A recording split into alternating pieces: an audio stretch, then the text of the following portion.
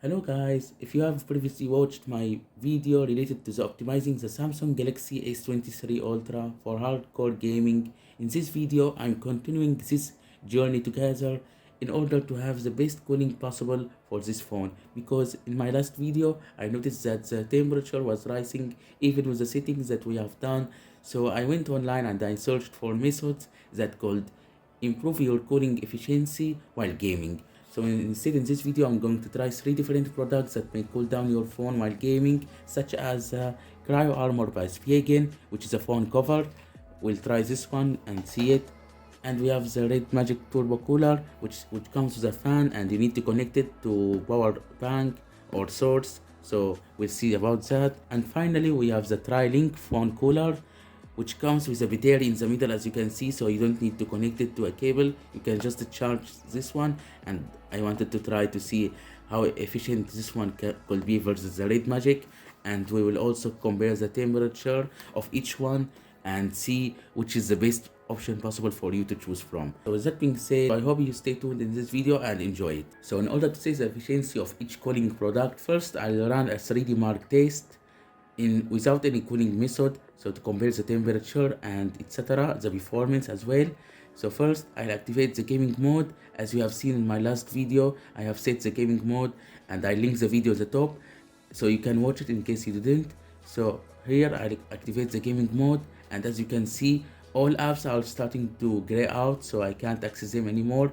As you can see, if I click on one of them, it will say can't use translate while restrict app usage is in use. So I have restricted all app except for the gaming ones, and in this case I have the 3D mark. So now that we are at loop 20, we'll see now the temperature.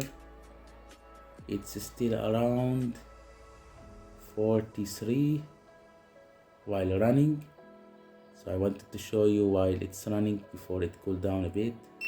So we are at 43 and Fahrenheit we are 110. So now it's done. We got in wildlife stress test, the best loop 12,000 and the worst loop 8,000, and the stability is 70%, and we got in each loop, the first loop 12,000, the 11,000, 10,000. We got some, at some point we got we started to reduce some performance. So as you can see here, we went down from 12 to 8 in the last loop. We got the battery life from 91 to 79, and the temperature from 33 to 43, as we have seen in the thermogun, and the frame rate from 34 to 96. So now that we have seen the raw score of the phone, we will see now how it compares with the different products that we got in here. First I'll start with the Galaxy S23 Ultra Cryo Armor by Spigen. So let's open it. So this is the phone case. You need to remove this film. So that's how you do it. So now it looks gorgeous. It has also protection for the camera and also in the front, and it has those cushion bumpers in the sides, and also you have access to the S Pen. So you can see here it works perfectly, all buttons, cutouts, etc. And we have also the protection. As you can see here, there are some ventilations in the back, so this way the phone could cool off. As you can see here, now the temperature is 31, 30 also, in Fahrenheit 87. So now I'll start the stress test and see. So guys, now we are running the final loop, which is a 20, and with Spigen case, and as you can see the temperature, so it seems to 44 as well, and in Fahrenheit it's around 110, the same. And we'll see now the benchmark at the end, how it went. So now it's done. We got 13,000 and the lowest loop, which is 8,591, and the stability is 65. As you can see here, we got the first loop 13,000, and then it started to went down, and the temperature from 31 to 43 the same. So at the end the temperature has reached the same as the raw one. So with that being said, I think the Spigen did good. However, I think the phone now is a bit warm, and I'm going to to cool it down, and then I'll try the same test with the Redmagic turbo cooler this time. So let's wait for that. So now let's try Redmagic turbo cooler to see how it's different.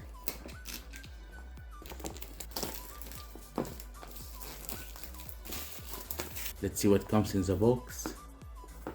So it's opened in this way, like an iPhone almost. Okay, so that's the cooler. It seems quite heavy. It has some weight to it. So now let's see what comes other stuff. So here is the cable that we are going to need and the manual. So now I got it connected using a power bank, and here I attach it to the phone now. As you can see, it didn't turn on yet. It has a safety functionality that you need to slide the attachment clips. So as you can see, if I do this, it will, if I just pull them, it will turn on. And if you put it back, it will turn off. So it's a safety functionality. I think the best way to do it is to put it in this way. So let's slide it. Okay. Somehow easy to attach. Now it's on. So as you can hear, there is a bit of noise, however it's kind of acceptable, and there is air. So now I'll download the Redmagic external device because it said in the manual to download it to have the customization for the fan. So I'll just install it. So I just downloaded the software and I connected the Redmagic turbo cooler. It has connected automatically. So now yes, connected. So yes, allow. Now I have automatic. There are those options, switch to between automatic or on or off, fan to mute, to balance, to cold, and you can also change the RGB. So now I'll just run the benchmark again, the stress test using the cooler. So guys, now that we are at the final loop, which is 20, I've been holding the phone for roughly 20 minutes, and I want to let you know that the hot air comes from here. So I can feel the hot air coming right from here, from this ventilation. And here is the intake. So it's taking the air from here and putting it out from here. So just let you this know, and now we'll check the temperature. It's 40 almost, and 104. So we'll see now the result. So we got 13,000 and the lowest loop is 10. This time there is a higher stability, as you can see, an improvement of stability to 81%, the temperature from 24 to 28. So in total there is an improvement, way more better performance. However, this cable is a bit of hassle to carry it around. I think it's not very convenient. So now we'll try the last cooler and see how it stacks up against this results. So stay tuned for that. So hopefully this will be good. So this is the fan, and here is the battery. It has some weight to it. So once I get it open here, you can just slide the included battery bank that comes with it, and you just put it in this way, put it from that and slide it until you hear a clip. Now it's attached, so I can just turn it on now, and as you can see, it's working. It has also a rainbow RGB effect, and here's the ventilation. Here comes the air. This one doesn't come with an application, it doesn't have an app.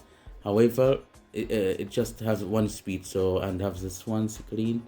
So it has the same clip mechanism, just like this.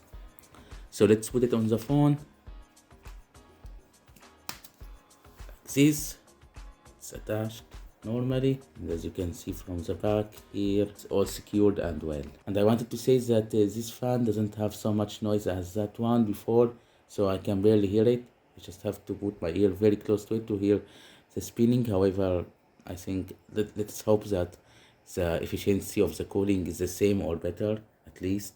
But this one is more convenient. As you can see, you don't need any cable. If you want to connect it using the cable, you can also and also charge the battery. So now let's start the benchmark. So guys, now we are at the final loop, and let's see the temp. It's around 40 Celsius, and in Fahrenheit 103. I like this one because it's more portable overall. As you can see, You can just carry it around without worrying about a cable coming out, and you can just charge this battery that's included with it, and it works normally. This one means the temperature of the blade. Okay, now we got 13,000, and the lowest one is 10,000, and the stability 77.9. So the temperature from 24 to 32, and the battery from 35 to 30. Overall, in my opinion, I'm going to use this one. I prefer the portability because it's hard to carry around always some cable. So it was at the beginning, we started at 8,000 for the lowest loop, and now instead we have 10,000. So, and also we have increased the base loop score, and overall the phone is way cooler. So now let's try some Genshin Impact in this cooler.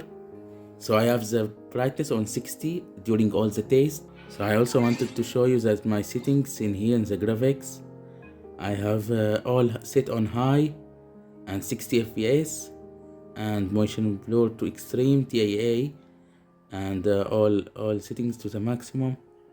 So currently we have 36. Let's wait after 10 minutes. So guys, after more than 10 minutes of gameplay, the temperature is sitting around 39 to 40. And if I just measure the temperature of the phone, 37. So 37 to 98. In my opinion, this cooling method is giving us so much cooling potential. And I like the fact that it's compact, and you can just charge this battery. I'm going to keep it, and you can even use it as a stand. So the hassle of having a fan that is connected all the time to a power bank is kind of breaking the deal for me, even if I like the design of this fan more, and like it has an app. However, I'm going to keep that one for portability. And in my opinion, the SPA game cover is good, but however, it's not going to give you so much cooling in games like Genshin Impact. It will be good for overall performance, like it's better than your average case. However, in my opinion, it's not the best solution for hardcore gaming, so I don't recommend it. I'm going to recommend, if you find a fan that is portable like this one, I'm not sure if you can find it, go ahead with it if you are serious about gaming. So that's a personal opinion. Like, as you can see, it's going even down. I think the game, it's 38 in Genshin Impact with ultra settings. So I think it's good results overall, and we are having consistent 60 FPS. So that's it for this video. I do hope that you found it to be useful, and as always, please like and subscribe to my channel, and stay tuned for more videos of this kind, and see you on the next one.